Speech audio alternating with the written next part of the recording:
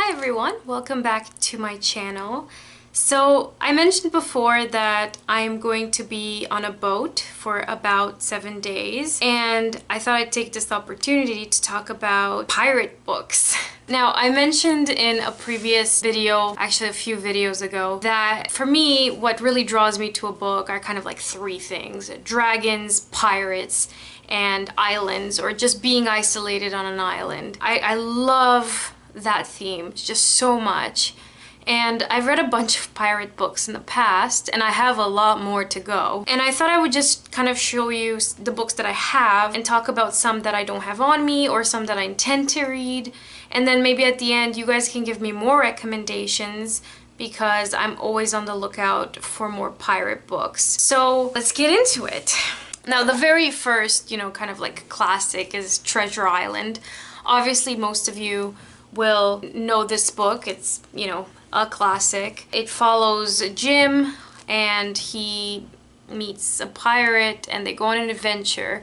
Now, this story kind of got started with a map. Not a lot of people know this, but Robert Louis Stevenson had, I think it was his nephew or his stepson or something like that, and he was drawing him a map, and this drawing of the map kind of prompted him to write Treasure Island. So it all kind of came with the conception of that map, and he actually was struggling to finish this book, but because it was serialized and people really loved it and wanted to know what happens next, he was actually persuaded to finish it.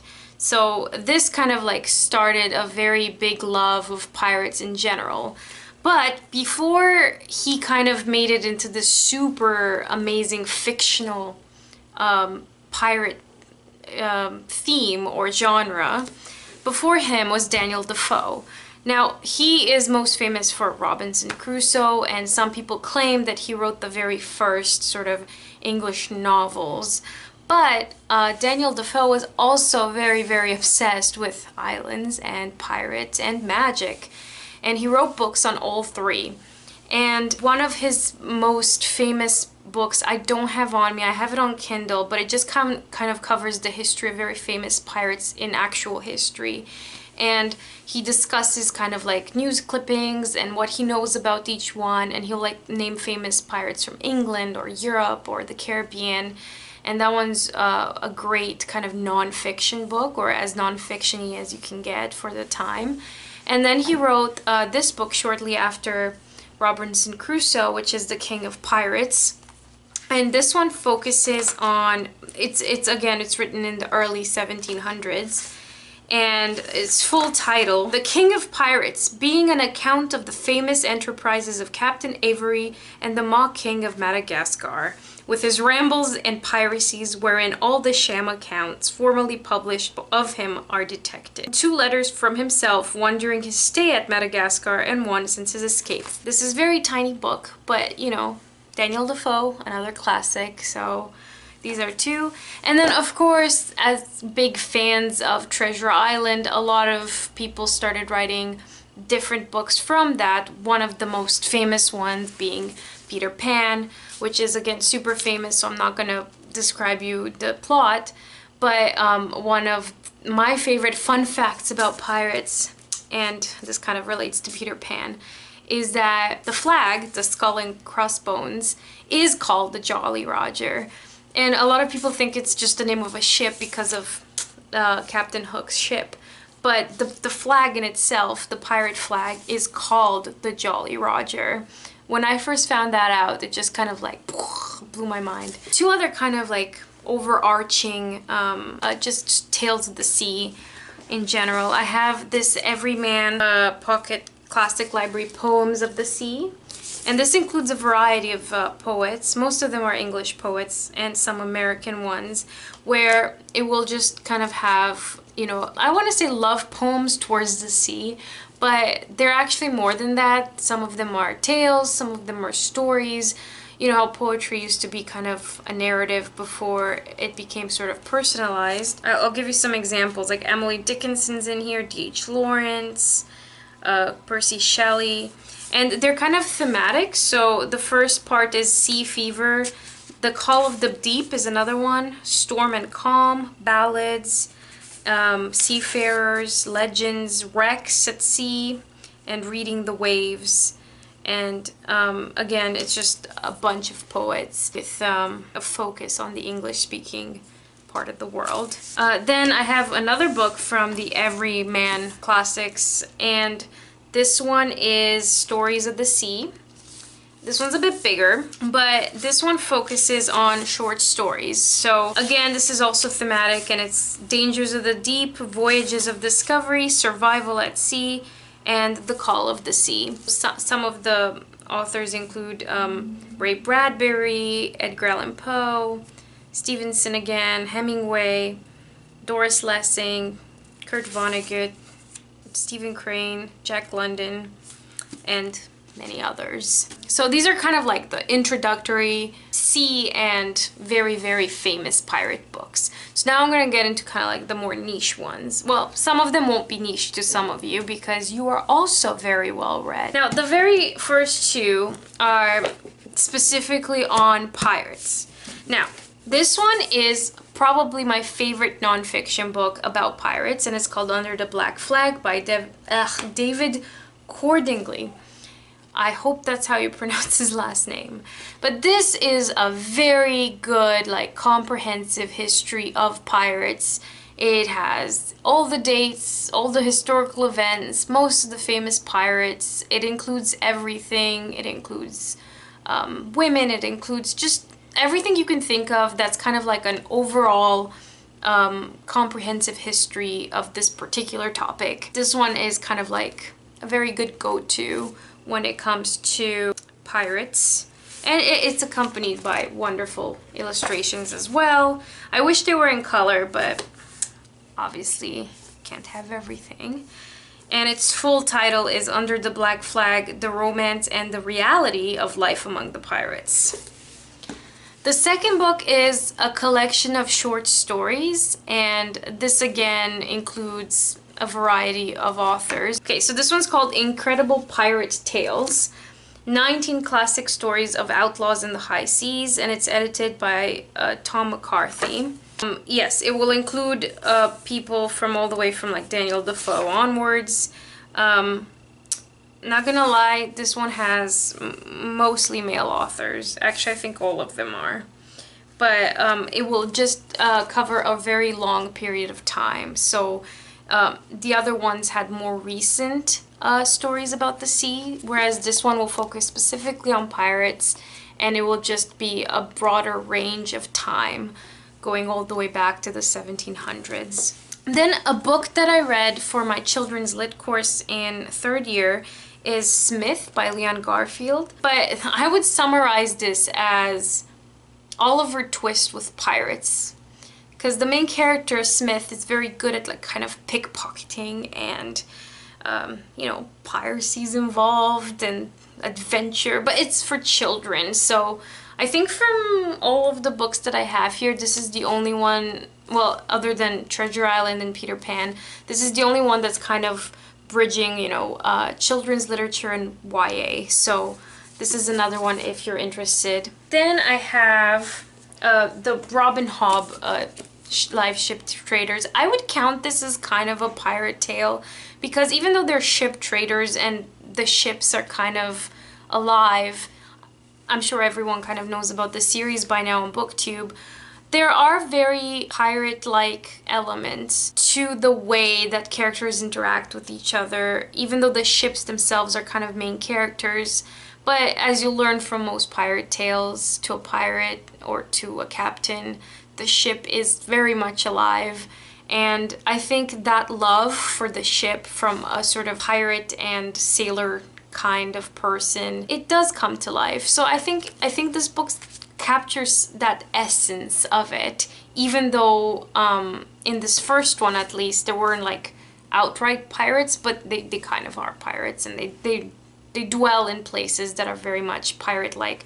And I would say there are characters that are, they might not be called pirates, but they're pirates. There's a buccaneer. It's basically a pirate. So just quick overview, this follows the Vestrit family. The main character is Althea Vestrit, and she thinks she's going to inherit her father's live ship the ships in these novels come to life. They have a personality, they have memories, and their memories usually lasts whole generations. And there are these families who trade on these ships, and it's kind of like a family business, and it's very important who gets to take over once the older person dies.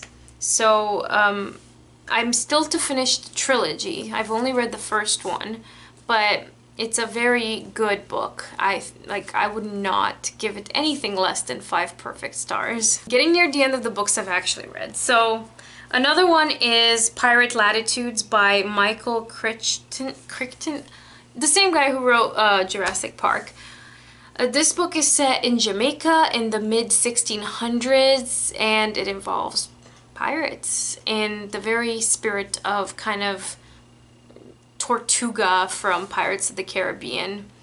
And speaking of Pirates of the Caribbean, another book that I don't have on me is On Stranger Tides, or On Strange Tides by Tim Powers. He's kind of wonderful when it comes to writing pirates, and the 4th Pirates of the Caribbean book was very much influenced by this book, and it follows some pirates, some famous ones as well, who are searching for the sort of fountain of youth. It has a lot of adventure and, you know, islands and treasure and seafaring, you know, just your classic pirate tale. Now, this is a book that I read this year, earlier, and it is escapism at its best. I think I just had so much pleasure reading this book because it was a mix of adventure and romance and just everything I love. And it's written by Daphne du Maurier, and she writes about pirates a lot.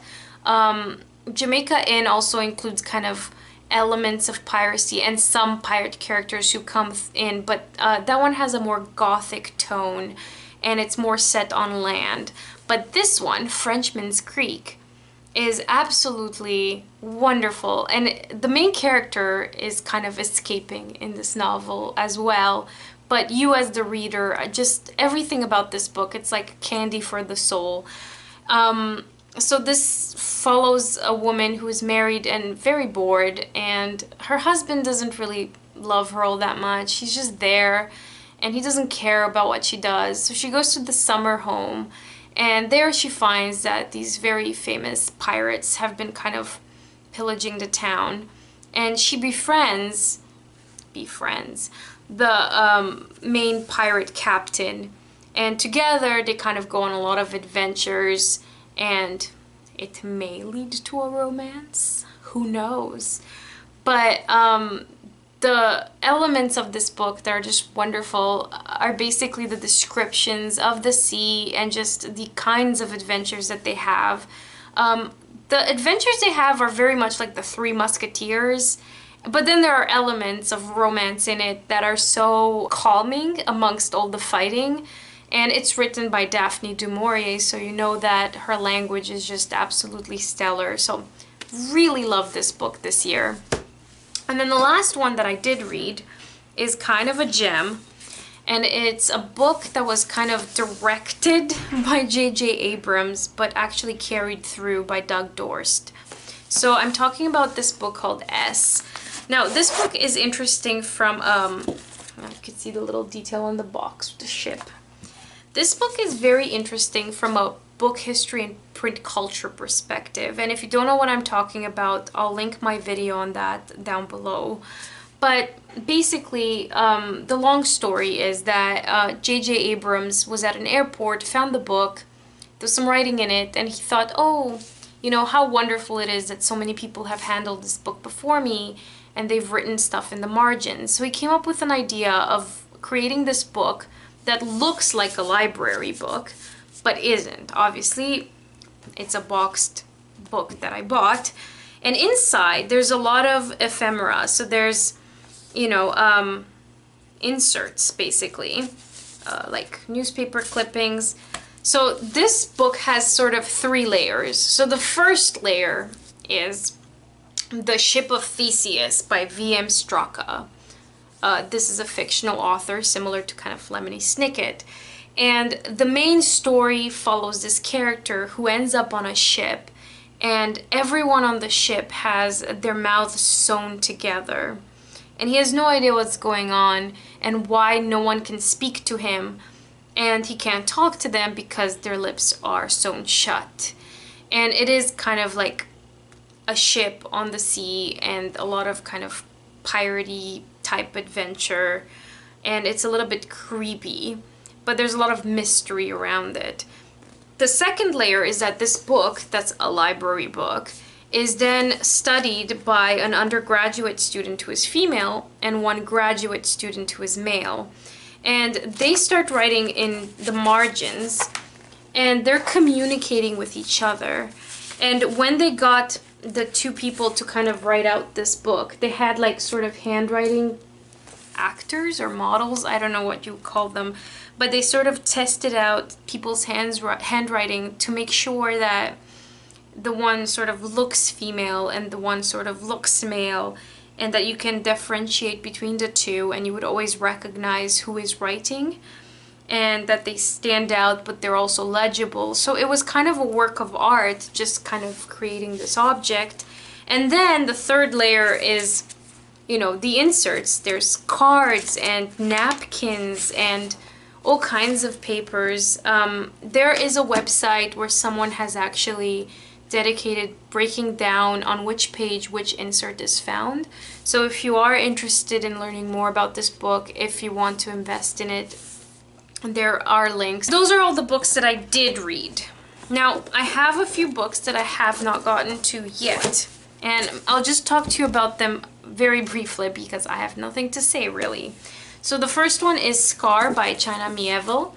This is the second book in his series, though people have said that you could read it as a standalone, but this one got my attention. Aboard a vast seafaring vessel, a band of prisoners and slaves, their bodies remade into grotesque biological oddities, is being transported.